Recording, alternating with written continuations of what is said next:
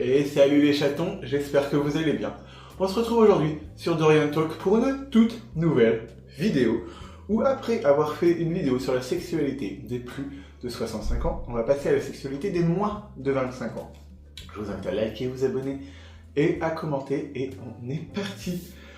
Aujourd'hui, on va parler donc de la sexualité chez les moins de 25 ans en regardant des faits, des chiffres et des tendances récentes pour mieux comprendre comment les jeunes vivent leur sexualité aujourd'hui. Déjà, on va faire un premier point sur à quel âge commence-t-on à avoir des rapports sexuels. Pour ma part, 15 ans, collègue de travail, dans l'hôtel où on était logé pendant les 1 an où j'ai travaillé. Il était un peu plus âgé que moi et j'en garde un excellent souvenir. Dans de nombreux pays européens, y compris en France, l'âge médian du premier rapport sexuel se situe autour de 17 ans. Cela signifie que la moitié des adolescents font plus ou moins l'amour avant et après. Qui est encore vierge chez les 18-24 ans. Une proportion non négligeable de jeunes n'ont pas encore sexuellement actifs avant 25 ans. Dans certaines enquêtes européennes, jusqu'à 14% des hommes et 22% des femmes de 18 à 24 ans déclarent n'avoir jamais eu de rapport sexuel. Préservatif et contraception. Même si beaucoup de jeunes utilisent des moyens de protection, l'usage de préservatifs diminue, ce qui expose davantage aux IST et aux grossesses non planifiées. Je ne le répéterai jamais assez, protégez-vous, faites-vous dépister régulièrement. Dans un monde idéal, tous les 3 mois, dès que vous avez un rapport à risque, vous faites un test. Alors, il faut toujours attendre quelques semaines, le temps que ça passe, mais en vrai, le plus rapidement possible, c'est le mieux. Mais voilà, dans les chiffres, chez les adolescents, l'utilisation du préservatif au dernier rapport est passée de 70 à 60% entre 2014 et 2022. Environ 30% des jeunes de 15 ans n'ont utilisé ni préservatif ni la pilule lors de leur dernier rapport. Enfin, c'est le meilleur moyen de choper une merde et de tomber enceinte. Le préservatif reste plus utilisé lors du premier rapport sexuel et cette pratique diminue ensuite. 87% des gens au premier rapport utilisent un préservatif et après arrêtent. Le risque d'IST est santé sexuelle. L'un des résultats inquiétants concerne les infections sexuelles transmissibles. En Europe, le cas de certaines IST, comme la chlamydia ou la gonorrhée, continue d'augmenter, particulièrement chez les jeunes. Plus de 230 000 cas d'IST signalés en 2023 au sein de l'Union européenne, avec un taux plus élevé chez les 20-24 ans. Effectivement, on a vu que l'âge médian était 17, mais que du coup ça s'est accéléré quand même à partir de 20 ans. Il n'est donc pas déconnant d'avoir le cas d'IST les plus forts sur les 20-24 ans. Et c'est absolument dingue.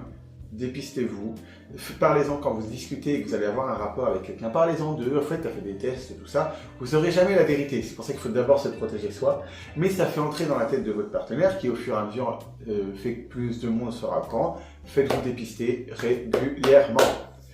Les variations dans les comportements sexuels. Le comportement sexuel des jeunes gens change avec le temps. Certaines études montrent qu'une augmentation du nombre de partenaires sexuels chez certaines populations ou une grande diversité des identités sexuelles.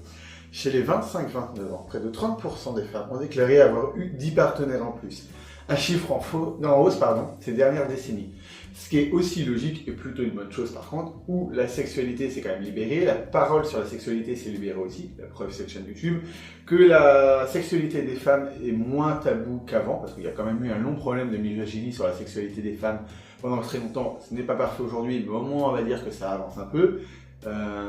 Et on parle en fait beaucoup plus aussi de plaisir féminin. Et là où une femme à une époque rencontrait quelqu'un et restait avec toute sa vie, même si le mec n'était pas bon au lit, là aujourd'hui la femme peut décider de changer de partenaire si son partenaire ne lui convient pas. Moi je pars du principe qu'il n'y a pas de bon et de mauvais coups, c'est juste une alchimie entre deux personnes. Et je vais même plus loin que ça, vous pouvez une fois coucher avec quelqu'un et c'est pas bien, vous recoucherez avec quelques temps après et ça sera très bien. C'est très vaste la sexualité. C'est avant tout une discussion à avoir avec son partenaire ou ses partenaires, et voilà.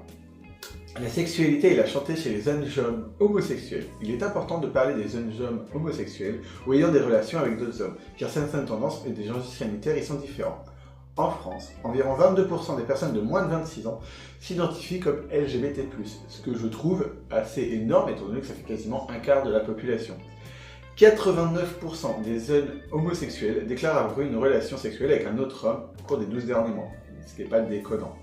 Les jeunes sont plus notamment exposés aux IST, notamment le VIH. Forcément, qui dit démultiplication des partenaires, dit plus de risques. En fait, cette tendance-là s'inscrit sur le fait que vous prenez moi par exemple, jusqu'à mes 25 ans, on va dire, j'ai eu beaucoup plus de partenaires qu'un jeune homme hétéro de 20-25 ans.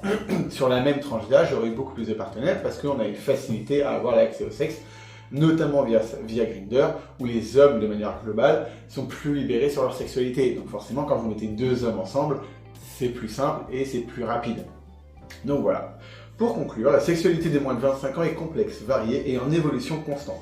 Certains chiffres ont des tendances, mais chaque parcours est unique. La prévention, l'éducation et le consentement restent essentiels. Ça aussi, on ne le dira jamais assez. On ne force jamais personne et on ne se force surtout pas. Vous pouvez très bien arriver chez quelqu'un, au dernier moment ça ne le fait pas, dites-le. Ne vous forcez jamais à avoir un rapport sexuel avec quelqu'un, je vous évite des années de thérapie comme ça. Faites-vous plaisir, protégez-vous, dépistez-vous et amusez-vous. Surtout, il faut toujours que le sexe reste un plaisir. Variez vos pratiques sur ce que vous aimez faire, et ça vient au fur et à mesure. J'ai découvert plein de choses que j'aimais, notamment le fétichisme au niveau des pieds, ce genre de choses. La sexualité est très vaste et n'est pas juste un rapport voilà, une pénétration quelconque. La sexualité est très vaste. Amusez-vous, faites-vous plaisir, dépistez-vous et discutez avec vos médecins de quels sont les meilleurs moyens de vous protéger. Il existe plein de centres, justement, vous tapez centre sexualité LGBT sur Google, ça va vous ramener vers le centre le plus proche de chez vous.